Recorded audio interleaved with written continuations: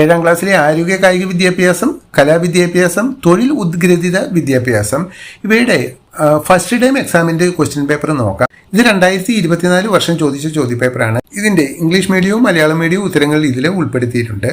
പേശികളുടെ സഹായത്താൽ ഊർജ ഉപഭോഗത്തോടുകൂടി ചെയ്യുന്ന ഏതൊരു ചലനവും ഡാഷാണ്. രണ്ടാമത്തെ ചോദ്യം, 2024 കോപ്പ അമേരിക്ക ഫുട്ബോൾ ടൂർണമെന്റിൽ വിജയികളായ ടീം അന്നജം കൂടുതൽ അടങ്ങിയിട്ടുള്ള ഭക്ഷണ പദാർത്ഥം. Any movement with the help of muscles that requires energy utilization is called dash. Fifth question, look at the picture and identify which part of the body gets a flexibility while doing this exercise. ഇങ്ങനെ ചെയ്യുന്നതുകൊണ്ട് ഏത് ഭാഗത്തെ മസിൽസിനാണ് പന്ത് ഉപയോഗിച്ചും പന്ത് ഉപയോഗിക്കാതെയും കളിക്കുന്ന 2 കളികളുടെ വീതം പേരെഴുതുക. ഇവിടെ കുറച്ച് 2 അല്ലാതെ കൂടുതൽ ഉത്തരം കൊടുത്തിട്ടുണ്ട്, വായിച്ചു നോക്കുക. Name 2 games each that can be played with ball and without ball. Ball കൊണ്ടുള്ള 2 ഗെയിം, ബോൾ ഇല്ലാത്ത 2 ഗെയിം എഴുതാനാണ് പറയുന്നത്. ദീർഘസമയം കളികളിൽ ഏർപ്പെട്ട ശേഷം പുനഃപ്രാപ്തി കൈവരിക്കാൻ നിങ്ങൾ ചെയ്യുന്ന വ്യായാമങ്ങളെക്കുറിച്ച് വിവരിക്കുക. കൂളിംഗ് ഡൗൺ എക്സർസൈസുകൾ പുസ്തകത്തിൽ പഠിച്ചിട്ടുണ്ട്. ആ കൂളിംഗ് ഡൗൺ എക്സർസൈസുകൾ ഏതൊക്കെയാണെന്നാണ് ഇവിടെ ചോദിക്കുന്നത്. Describe the recovery exercises you perform after playing a prolonged game.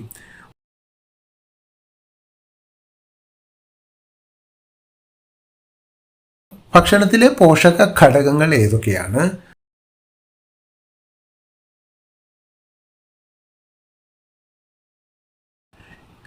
Question number 8 നോക്കാം. What are the nutrients in food?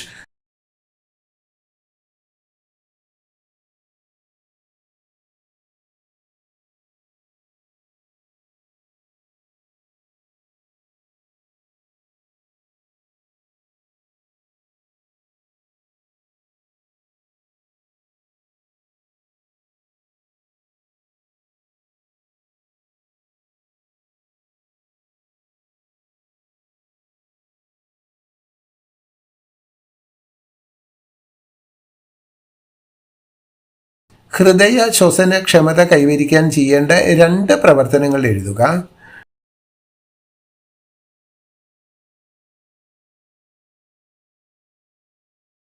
Tenth question നോക്കാം. Write 2 activities to achieve the cardio respiratory endurance. 11ാമത്തെ ചോദ്യം നോക്കാം. നിങ്ങൾ കഴിക്കുന്ന ഭക്ഷണ സാധനങ്ങളുടെ ലിസ്റ്റ് തയ്യാറാക്കി അതിലടങ്ങിയിരിക്കുന്ന പോഷകങ്ങൾ രേഖപ്പെടുത്തുക. അവിടെ പുട്ട്, കടല, ചോറ് തന്നിട്ടുണ്ട്. പുട്ടിന് പോഷകം അന്നജം എന്ന് തന്നിട്ടുണ്ട്.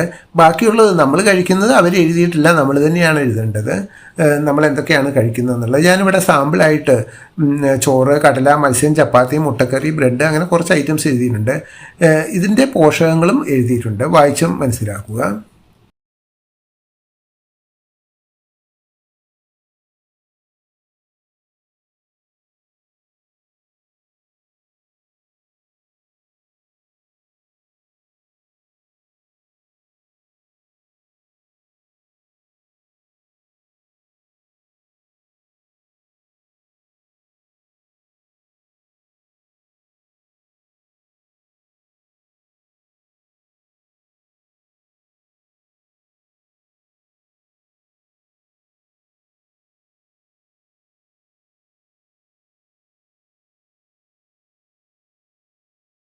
അടുത്ത കലാവിദ്യാഭ്യാസത്തിൻ്റെ ചോദ്യങ്ങളാണ്. ഇതിൽ 3 വിഷയങ്ങളാണുള്ളത്. കല, ആർട്ട്, വർക്ക് എഡ്യൂക്കേഷൻ. ഇതിൻ്റെയൊക്കെ ഒരു വീഡിയോ ഞാൻ നേരത്തെ ഇട്ടിട്ടുണ്ട്. ആ വീഡിയോ കണ്ടവർക്കൊക്കെ നല്ല മാർക്ക് കിട്ടിയിട്ടുണ്ടാവും. കാരണം അതിലുള്ള ചോദ്യങ്ങളാണ് ഏറെക്കുറെ ഈ പരീക്ഷയ്ക്ക് വന്നിട്ടുള്ളത്. അടുത്ത ടൈമിലേക്ക് വേണ്ട വീഡിയോകൾ ഞാൻ ഇടുന്നുണ്ട്. താല്പര്യമുള്ളവർക്ക് അത് കാണാവുന്നതാണ്.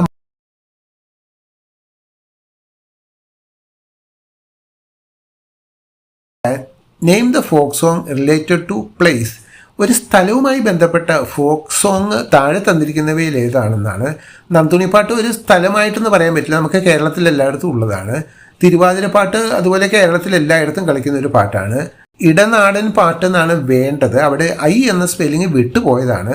ഇത് കുട്ടികൾ വായിക്കാൻ ആകെ കഷ്ടപ്പെട്ടു. ഡാടാടൻ പാട്ടൊന്ന് വായിച്ചാൽ കുട്ടികൾക്ക് അതിൻ്റെ ഉത്തരം എഴുതാൻ സാധിക്കില്ല. എൻ്റെ സ്കൂളിലൊക്കെ ചില കുട്ടികൾ ഇത് എന്താ സാർ വായിക്കുക എന്നൊക്കെ ചോദിച്ചപ്പോൾ അവർക്ക് ഇത് പറഞ്ഞു കൊടുത്തിരുന്നു. ഇടനാടൻ പാട്ടാണെന്ന് പറഞ്ഞു കൊടുത്തിരുന്നു.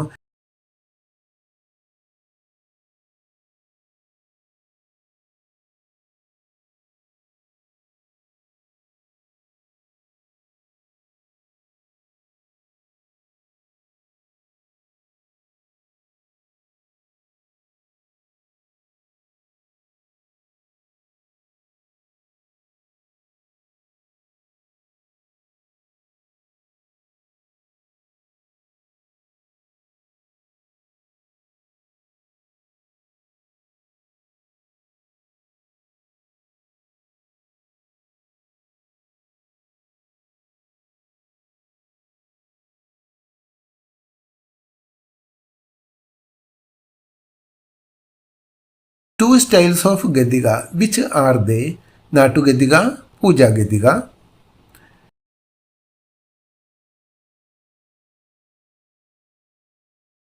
എട്ടാമത്തെ ചോദ്യം, കളർ വാല്യൂ എന്നാൽ എന്ത്? ഉത്തരം എവിടെ കൊടുത്തിട്ടുണ്ട്, വായിച്ചു നോക്കുക.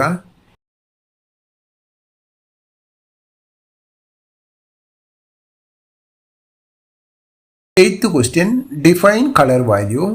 Colour value is the quality of light in each colour. ഓരോ കളറിലുമുള്ള അതിൻ്റെ ആ പ്രകാശത്തിൻ്റെ തോതിനെയാണ് കളർ വാല്യൂ എന്ന് പറയുന്നത്.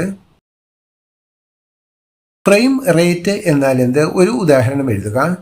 വീഡിയോയിലെ ചലനം സൃഷ്ടിക്കുന്നതിനായി ചിത്രങ്ങളെ തുടർച്ചയായി പ്രദർശിപ്പിക്കുന്നതിൻ്റെ ആവൃത്തിയാണ് frame rate.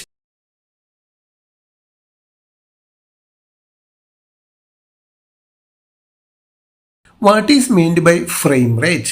Give an example. To produce motion on screen, frames needed to be displayed continuously in sequence.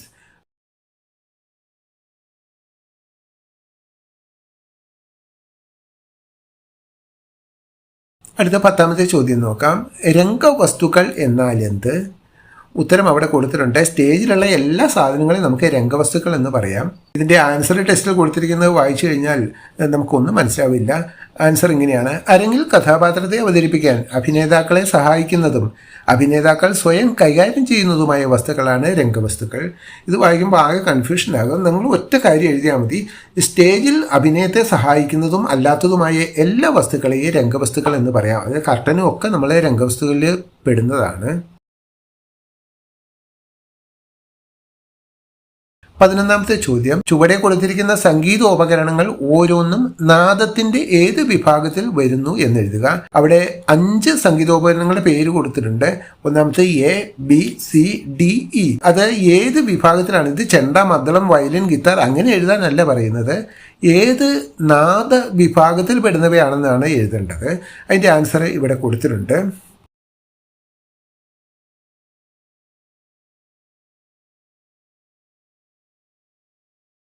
12ാമത്തെ ചോദ്യം നോക്കാം. കേരളത്തിലെ ചില അനുഷ്ഠാന നൃത്തരൂപങ്ങളുടെ ചിത്രങ്ങളാണ് ചുവടെ കൊടുത്തിരിക്കുന്നത്. ഓരോ നൃത്തരൂപത്തിൻ്റെയും പേരെഴുതുക.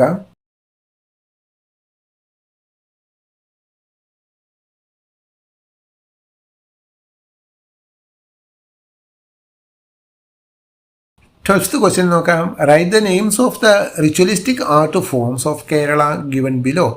കേരളത്തിലെ ആചാരാനുഷ്ഠാനപരമായിട്ടുള്ള കുറച്ച് കലാരൂപങ്ങളുടെ ഫോട്ടോസാണ് അവിടെ കൊടുത്തിരിക്കുന്നത്. അതിൻ്റെ നെയിംസ് എഴുതാനാണ് പറയുന്നത്. അതിൻ്റെ നെയിംസ് ഇവിടെ കൊടുത്തിട്ടുണ്ട്, വായിച്ചു നോക്കിക്കോളൂ. 13ാമത്തെ ചോദ്യം നോക്കാം. അനുയോജ്യമായവ ചേർത്ത് എഴുതുക. ചേരുംപടി ചേർക്കാനാണ്. എ, ബി എന്ന 2 ബോക്സ് അവിടെ കൊടുത്തിട്ടുണ്ട്. അവിടെ എയിലെ രാജാവ്, കർഷകൻ, പോലീസ്, മത്സ്യത്തൊഴിലാളി, ഡോക്ടർ എന്നൊക്കെ കൊടുത്തിട്ടുണ്ട്. ഇത് സിമ്പിളായിട്ടുള്ള ഒരു ചോദ്യമാണ്. ഇതൊക്കെ 7ാം ക്ലാസ്സിൽ ചോദിക്കുമെന്ന് ഞാൻ ഒരിക്കലും വിചാരിച്ചിട്ടില്ല. അത്രയ്ക്ക് സിമ്പിളായിട്ടുള്ള ഒരു ചോദ്യമാണ്. 13th ക്വസ്റ്റ്യൻ നോക്കാം. Match the following A and B. അവിടെ എ കോളവും ബി കോളവും കൊടുത്തിട്ടുണ്ട്. എ കോളത്തിൽ king, farmer, police, fisherman, doctor എന്ന് കൊടുത്തിട്ടുണ്ട്. അവരുമായി ബന്ധപ്പെട്ട ചില ടൂൾസ് അപ്പുറത്ത് കൊടുത്തിട്ടുണ്ട്. അത് മാച്ച് ചെയ്ത് കൂട്ടിമുട്ടിക്കാനാണ് പറയുന്നത്. 14ാമത്തെ ചോദ്യം നോക്കാം. താഴെ കൊടുത്തിരിക്കുന്ന മാസ്കുകളെ തിരിച്ചറിഞ്ഞ് അവ ഏതു രാജ്യത്തിൻ്റെതാണെന്ന് കണ്ടെത്തി എഴുതുക. ഈ ചോദ്യം ഇതേപോലെ പുസ്തകത്തിലുള്ളതാണ്.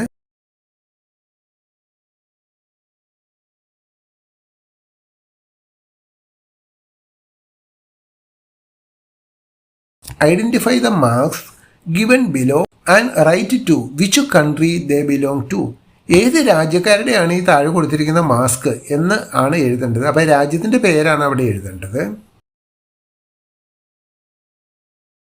പരിസ്ഥിതി സംരക്ഷണം എന്ന വിഷയത്തെ ആസ്പദമാക്കി സ്കൂളിൽ ഒരു ഷോർട്ട് ഫിലിം നിർമ്മിക്കുന്നതിന് വേണ്ടി അനുയോജ്യമായ ഒരു കഥ തയ്യാറാക്കുക.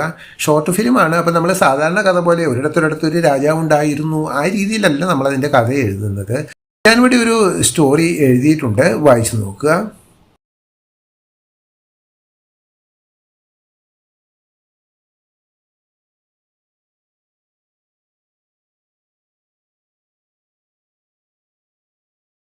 നമുക്ക് തൊഴിൽ ഉദ്ഗ്രഥിത വിദ്യാഭ്യാസത്തിൻ്റെ ക്വസ്റ്റ്യൻ പേപ്പർ നോക്കാം.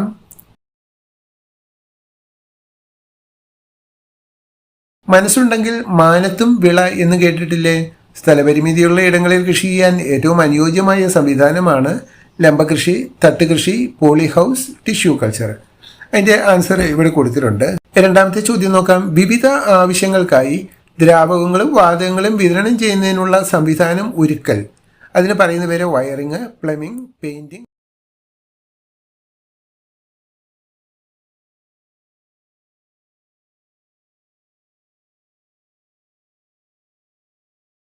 Identify and name the accessory used to control the flow of water. വെള്ളത്തിന്റെ ഫ്ലോ നിയന്ത്രിക്കുന്നത് ഇതിൽ പറയുന്ന ഏത് ഉപകരണമാണെന്നാണ് ചോദിക്കുന്നത്.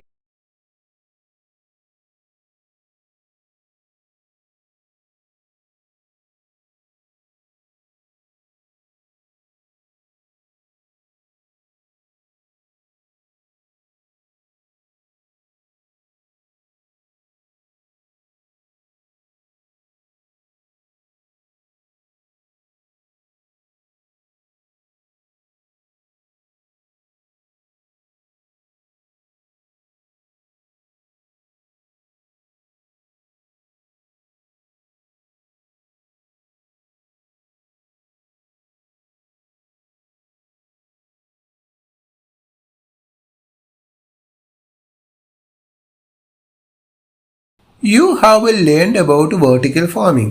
വെർട്ടിക്കൽ ഫാമിങ്ങിനെ കുറിച്ച് പഠിച്ചിട്ടുണ്ട്. What are the materials used for vertical farming? Vertical ഫാമിങ്ങിന് വേണ്ട മെറ്റീരിയൽസ് എന്തെല്ലാം എന്നാണ്.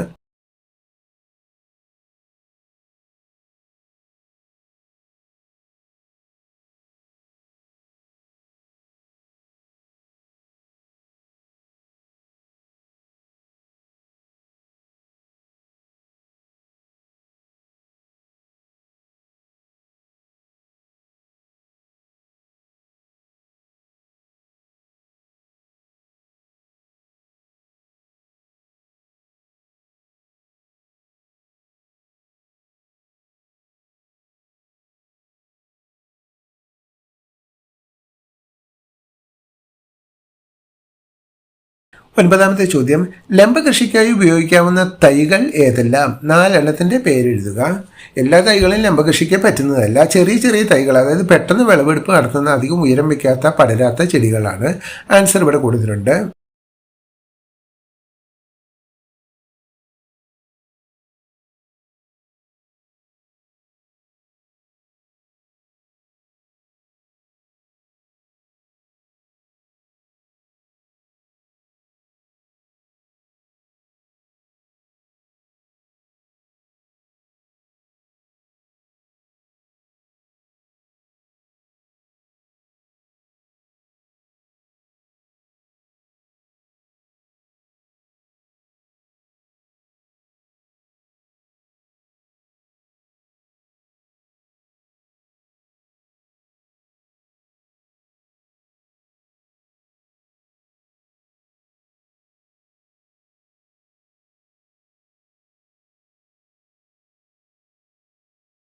പതിനൊന്നാമത്തെ ചോദ്യം നോക്കാം. മനോഹരമായ നമ്മുടെ വിദ്യാലയത്തിന്റെ ലേ ഔട്ട് തയ്യാറാക്കാമോ? കെട്ടിടങ്ങളുടെ സ്ഥാനം, റോഡുകൾ, ദിശാസൂചകം എന്നിവ ഉൾപ്പെടുത്തണം. അതിൽ ഗേറ്റ് ഉൾപ്പെടുത്തിയിട്ടുണ്ട്. ജൈവ വൈവിധ്യ ഉദ്യാനം എല്ലാ സ്കൂളിലും ഉള്ളത് തന്നെയാണ്, അത് ഞാനവിടെ ഉൾപ്പെടുത്തിയിട്ടുണ്ട്. അതുപോലെ ക്ലാസ് റൂംസ്, ഓഫീസ്, ഒരു എമർജൻസി ഗേറ്റും കൂടി ഞാൻ വെച്ചിട്ടുണ്ട്. സ്കൂളിന് പുറത്ത് എപ്പോഴും റോഡുകൾ ഉണ്ടാവും. റോഡ് എങ്ങോട്ടാണ് പോകുന്നത് അതും സൂചിപ്പിച്ചിട്ടുണ്ട്. ഇത് പട്ടാമ്പിയിലെ ഒരു സ്കൂളിൻ്റെ ചിത്രമാണ്. പട്ടാമ്പിയിലൊക്കെ പോയിട്ടുള്ളവർക്കറിയാം, മേലെ പട്ടാമ്പി, അവിടുന്ന് ചെർപ്പളശ്ശേരി റോഡാണ്, പിന്നെ പെരിന്തൽമണ്ണയ്ക്കുള്ള റോഡാണ്. ഇവിടെ സ്കൂളിലൊരു പച്ചക്കറിത്തോട്ടമുണ്ട്, അതുപോലെ കിണറിനെ സൂചിപ്പിച്ചിട്ടുണ്ട്, അതുപോലെ ഫ്ലാഗ് പോസ്റ്റ്, നമ്മൾ ദേശീയ പതാക ഉയർത്തുന്ന ഫ്ലാഗ് പോസ്റ്റൊക്കെ സൂചിപ്പിച്ചിട്ടുണ്ട്. There are 2 towers in our school for vertical farming. നമ്മുടെ സ്കൂളിൽ 2 വെർട്ടിക്കൽ ഫാമിങ്ങിൻ്റെ ടവറുകൾ ഉണ്ടാക്കിയിട്ടുണ്ട്. ഈ സാധനത്തിന് നമ്മൾ ടവർ എന്നാണ് പറയുന്നത്. ടെസ്റ്റിൽ നമ്മളത് പഠിച്ചിട്ടുണ്ട്. Draw the sketch of the plumbing system. ഇതിന് വേണ്ട ഒരു പ്ലംബിംഗ് സിസ്റ്റത്തിൻ്റെ സ്കെച്ച് വരയ്ക്കുക. For bringing water from the water tank. ഇതിന് വേണ്ട വെള്ളം കൊണ്ടുവരേണ്ടത് ഈ വാട്ടർ ടാങ്കിൽ നിന്നാണ്. To the towers. ഈ 2 ടവറിലേക്കും വെള്ളം എത്തിക്കണം.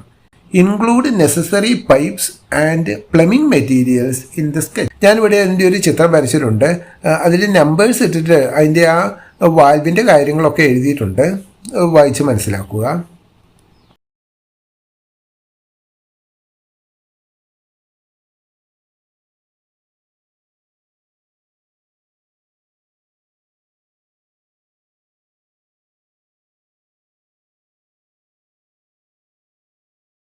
ഓക്കെ, ഇത്രയുമാണ് 2024 7ാം ക്ലാസ്സിൽ ഫസ്റ്റ് ടൈമിൽ ചോദിച്ച ഹെൽത്ത് എഡ്യൂക്കേഷനുമായി ബന്ധപ്പെട്ട ചോദ്യപേപ്പറും അതിൻ്റെ ഉത്തരങ്ങളും. Thank you for watching this video.